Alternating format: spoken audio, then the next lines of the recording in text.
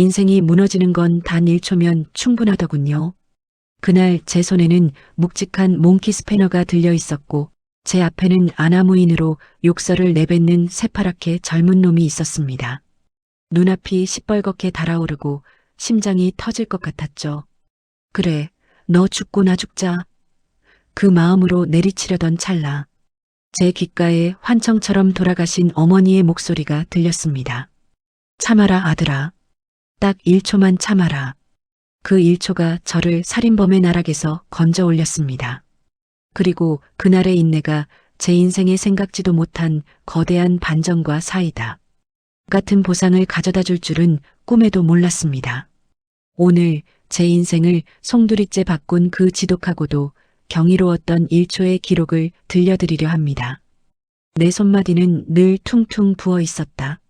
30년 넘는 세월 동안 뜨거운 열기가 가득한 공장 현장에서 쇠붙이를 만지고 기계 소음에 귀가 먹먹해지도록 일한 훈장이었다. 남들은 그 손을 보고 자식 셋을 모두 번듯하게 키워낸 거룩한 아버지의 손이라 칭송했지만 정작 나에게 그 손은 평생을 참아내야 했던 굴종의 기록이었다. 아버지는 참 화가 많으셔. 우리 어릴 때도 무서웠지만 지금도 그래. 명절 끝자락 거실에서 들려오는 자식들의 수군거림이 내 가슴을 쿡 찔렀다. 지독하게 무뚝뚝하고 화가 많다는 평가. 나는 그 화를 다스리기 위해 평생을 바쳤는데 자식들에게 나는 그저 다가가기 어려운 괴팍한 늙은이일 뿐이었다. 내가 왜 화가 많아졌는지 그들은 단 한 번도 묻지 않았다. 상사의 모욕적인 언사에도 허허 웃으며 머리를 극적여야 했던 날들, 거래처의 갑질에 무릎이 꺾이면서도 아이들의 학원비 고지서를 생각하며 일어섰던 그 비참한 아침들을 자식들이 알 리가 없었다. 나는 밖에서 깎여나간 자존심의 잔해들을 집으로 들고 와 침묵이라는 뚜껑을 덮어 꾹꾹 눌러 담았다. 그게 내가 가족을 지키는 방식이었고 내가 아는 유일한 헌신이었다. 당신은 왜 그렇게 매사에 날이 서 있어요? 이제 은퇴도 했으니 좀 너그럽게 살면 안 돼? 아내의 한마디는 결정적이었다. 평생을 남편 뒷바라지하며 고생한 아내에게는 미안한 마음뿐이었지만 너그럽게 살라는 말이 그날은 유독 시렸다. 나는 너그럽게 살지 못한 게 아니라 너그럽게 살 수 있는 환경을 단 한 번도 가져본 적이 없었다.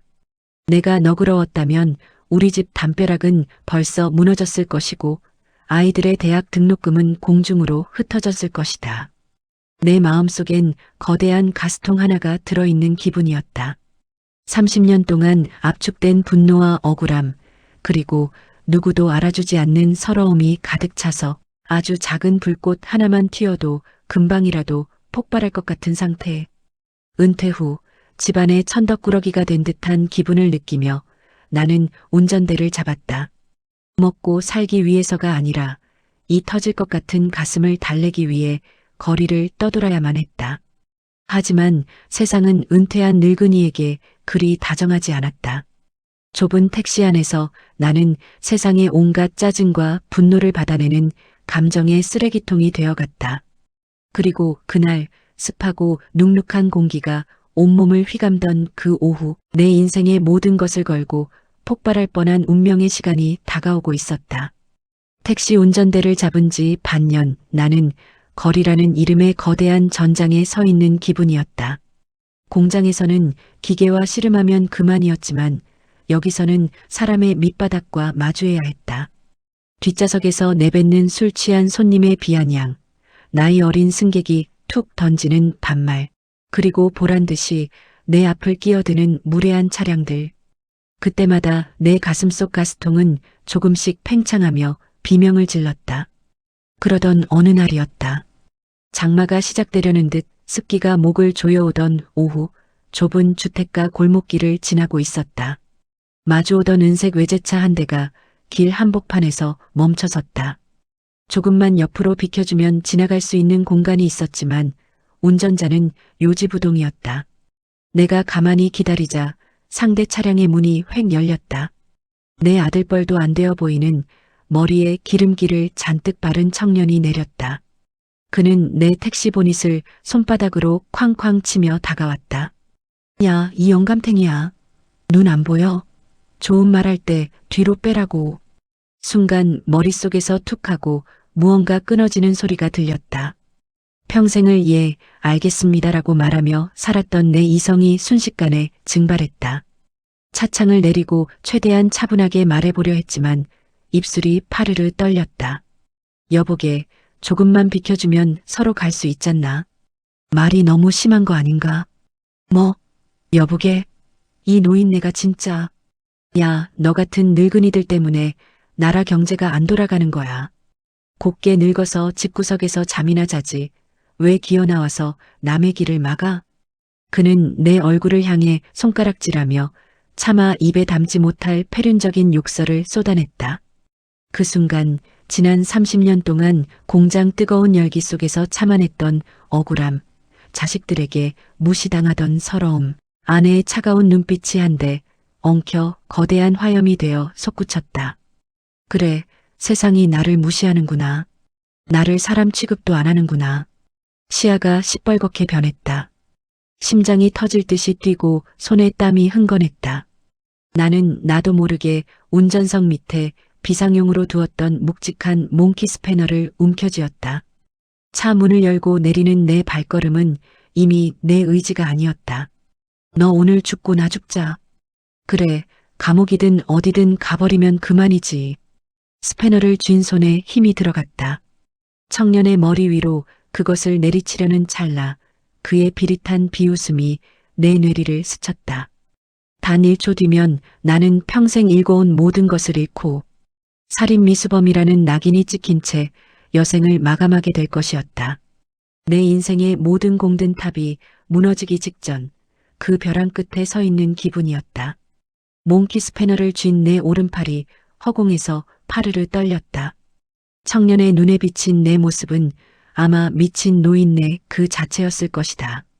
당장이라도 저 뻔뻔한 낯짝을 내리찍고 싶은 충동이 온몸의 근육을 뒤틀었다. 그래, 한 번만 휘두르면 이 지긋지긋한 모멸감도 끝이다. 내 안의 악마가 귀에 대고 속삭였다. 그런데 그 찰나였다. 내 주머니 속에서 작게 진동이 울렸다. 그 소리에 아주 잠깐 시선이 아래로 향했다. 운전석 시트 위에 던져두었던 핸드백 옆으로 휴대폰 화면이 켜져 있었다. 배경화면 속에는 이제 막 걸음마를 뗀 손녀딸이 해맑게 웃고 있었다. 작년 추석 내 무릎에 앉아 할아버지 사랑해요라며 내 거친 손등에 뽀뽀를 해주던 아이였다. 순간 찬물을 뒤집어 쓴 듯 정신이 번쩍 들었다. 내가 여기서 이 짓을 저지르면 우리 손녀는 살인자의 손녀가 되는 건가? 동시에 수십 년 전 돌아가신 어머니가 늘 하시던 말씀이 환청처럼 귓가를 때렸다. 아들아, 화가 머리끝까지 치밀 때는 딱 1초만 숨을 참아라. 그 1초가 너를 살리고 내 가정을 살리는 게다. 나는 이를 악물었다. 너무 세게 물어 어금니가 깨지는 듯한 통증이 느껴졌지만 그 고통을 이정표 삼아 이성을 붙잡았다. 1초, 2초, 3초. 나는 허공에 머물던 팔을 천천히, 아주 천천히 내렸다. 손에 쥐었던 쇳덩이가 바닥에 떨어지며 둔탁한 소리를 냈다. 왜? 치게? 쳐봐. 못 치겠지? 이 겁쟁이 영감탱이야. 청년은 내가 기가 꺾인 줄 알고 더 기세등등하게 내 가슴팍을 밀쳤다. 나는 그 밀침의 뒤로 비틀거렸지만 아무 대꾸도 하지 않았다. 아니, 할 수가 없었다. 지금 입을 열면 참아냈던 짐승의 포효가 터져 나올 것 같았기 때문이다. 나는 그저 심호흡을 하며 눈을 감았다. 시커먼 어둠 속에서 타오르던 불길이 서서히 잦아드는 것을 느꼈다. 미안하네. 내가 좀 흥분했군. 차 빼주겠네. 내 입에서 나온 말은 나조차 믿기지 않을 만큼 차분했다. 굴욕적이었냐고? 아니, 신기하게도 그 순간 나는 내가 그 청년보다 훨씬 거대한 존재가 된 것 같은 묘한 승리감을 느꼈다. 나는 차 안으로 들어가 운전대를 잡았다. 손은 여전히 덜덜 떨리고 식은땀이 비 오듯 쏟아졌지만 기어코 차를 뒤로 뺐다. 청년은 비웃으며 외제차를 몰고 쌩하니 지나쳐갔다. 홀로 남겨진 좁은 골목길, 나는 운전대에 고개를 묻고 한참을 가만히 있었다. 살았다. 나는 오늘 사람을 죽이지 않았고 나 자신을 파멸시키지 않았다. 그 지독했던 1초가 나를 지옥의 문턱에서 낚아챈 것이다. 그날의 사건은 그렇게 가슴 한구석에 묻어둔 흉터가 되는 줄 알았습니다. 하지만 세상은 내가 생각한 것보다 훨씬 촘촘하게 엮여 있었죠. 일주일쯤 지났을까 평소 연락도 뜸하던 큰아들에게서 다급한 전화가 걸려왔습니다. 아버지, 지금 인터넷 보셨어요? 아버지 맞죠? 골목길에서 참으신 거. 아들이 보내준 영상 링크를 누르자 그날의 골목길 풍경이 선명하게 펼쳐졌습니다. 근처 빌라 2층에 살던 청년이 그 광경을 목격하고는 처음부터 끝까지 휴대전화로 촬영해 커뮤니티에 올린 것이었습니다. 영상 제목은 아나무인 금수저에게 품격을 보여주신 택시 기사님이었습니다. 영상 속에 나는 비루해 보이는 늙은이가 아니었습니다. 몽키 스패너를 내려놓고 눈을 감으며 분노를 사기는 모습, 그리고 끝내 미안하다며 차를 빼주던 그 뒷모습은 차가운 분노보다 더 뜨거운 어른의 품격으로 빛나고 있었습니다. 수만 개의 댓글이 달렸습니다. 진짜 어른이 여기 계시네. 저 기사님 아니었으면 저 청년은 오늘 제삿날이었을 텐데 기사님이 저놈 목숨 구해주신 거다. 반전은 그 다음이었습니다. 영상 속에서 입에 담지 못할 욕설을 뱉던 청년은 이 근방에서 유명한 중견기업 대표의 외아들이었습니다. 이미 여러 차례 갑질 사건으로 구설에 올랐던 인물이었죠. 여론이 들끓자 해당 기업의 주가가 휘청거렸고 당황한 업체 측에선 부랴부랴 나를 찾기 시작했습니다. 어느 날 오후 정체 모를 검은 세단 한 대가 우리 집 앞에 멈춰 섰습니다. 차에서 내린 사람은 영상 속 그 기고만장하던 청년과 그의 아버지였습니다. 청년은 며칠 새 헬쑥해진 얼굴로 내 앞에 무릎을 꿇었습니다. 어르신, 정말 죽을 죄를 지었습니다. 제 아들이 정말 미쳤었나 봅니다. 제발 용서해 주십시오. 대표는 고개를 숙이며 두툼한 봉투와 함께 정식 사과문을 내밀었습니다.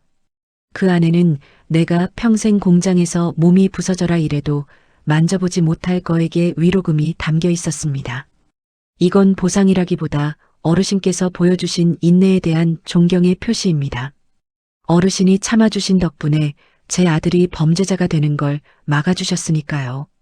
남편을 무시하던 아내도 아버지를 괴팍한 노인이라 부르던 자식들도 그 광경을 지켜보며 입을 다물지 못했습니다. 나는 떨리는 손으로 사과문을 받았습니다.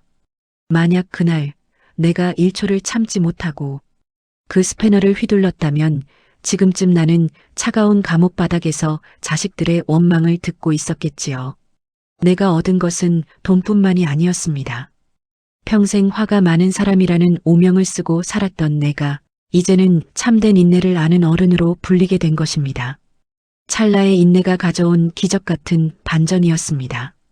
그날의 보상금은 단순한 돈 뭉치가 아니었습니다. 그것은 내 평생의 헌신에 대해 세상이 뒤늦게 건넨 위로이자 참아줘서 고맙다는 신의 선물 같았습니다. 나는 그 돈을 자식들에게 나눠주는 대신 오로지 나를 위해 쓰기로 결심했습니다. 내 인생 처음으로 부려보는 이기심이었습니다. 먼저 택시 운전대를 내려놓았습니다. 그리고 동네 한 귀퉁이에 작은 목공방을 열었습니다. 공장에서 쇠붙이를 깎던 그 손으로 이제는 향긋한 나무를 만지며 다듬습니다. 나무는 쇠와 달라서 다루는 이의 마음이 급하면 결이 일어나고 갈라집니다. 한 번 더 들여다보고 한 번 더 참으며 사포질을 해야 비로소 매끄러운 속살을 보여주죠. 아버지, 이거 아버지가 직접 만드신 거예요? 정말 멋진데요? 이제 우리 집 거실 분위기도 달라졌습니다. 나를 투명인간 취급하던 자식들은 이제 내가 만든 가구를 탐내며 먼저 전화를 걸어옵니다. 아내 역시 이제는 내게 너그럽게 살라는 타박 대신 공방으로 따뜻한 도시락을 싸들고 찾아옵니다. 내가 화를 다스리기 시작하자 주변 사람들의 태도가 거울처럼 바뀌기 시작한 것입니다. 가장 큰 변화는 내 내면에서 일어났습니다. 예전엔 누군가 나를 무시하면 가슴속 가스통이 금방이라도 터질 듯 팽창했지만 이제는 숨을 크게 한번 들이마십니다. 저 사람도 오늘 참 고단한 일이 있었나 보군 하고 넘길 수 있는 여유가 생겼습니다. 내가 그날 1초를 참지 못했다면 나는 지금쯤 차가운 철창 안에서 자식들의 원망 섞인 한숨 소리를 듣고 있었을 것입니다. 손녀의 재롱 대신 교도관의 구두 소리를 듣고 있었겠지요. 찰나의 분노는 모든 것을 잿더미로 만들지만 찰나의 인내는 그 잿더미 위에서 다시 꽃을 피워낸다는 것을 이제야 깨닫습니다. 가끔 공방 창가에 앉아 거리를 내려다봅니다. 바쁘게 경적을 울려대고 서로 먼저 가겠다고 인상을 쓰는 사람들을 보며 속으로 조용히 의졸입니다. 딱 1초만 참아보세요. 그럼 당신의 남은 인생이 보일 겁니다. 내 인생 이막은 이제야 비로소 평온한 항해를 시작했습니다. 화를 다스리는 법을 배우고 나서야 비로소 나는 내 삶의 진짜 주인이 되었습니다. 60년 넘게 걸려 겨우 깨달은 진리 하나, 인생에서 가장 위대한 승리는 상대방을 굴복시키는 것이 아니라 내 안의 분노를 이겨내는 것입니다.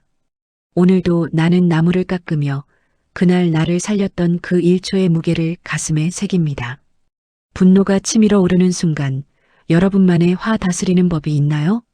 아니면 박 씨처럼 1초를 참아 인생의 큰 화를 면했던 경험이 있으신가요? 여러분의 소중한 지혜를 댓글로 나누어 주세요. 그 댓글 하나가 오늘 누군가의 인생을 구할지도 모릅니다.